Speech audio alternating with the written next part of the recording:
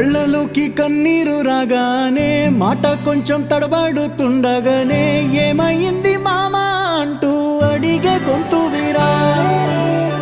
నీతో ఉంటే నవ్వుతూ ఉంటారా, నువ్వుంటేనే మనమని అంటామురా. కారణాలు దొరకవు నువ్వు దూరం పోవాలన్నా, నీకు నాకు మధ్యలో దూరం రావాలన్నా. వద్దు అంటూ ఆ క్షణాన్ని ఏడుస్తూ ఆపనా.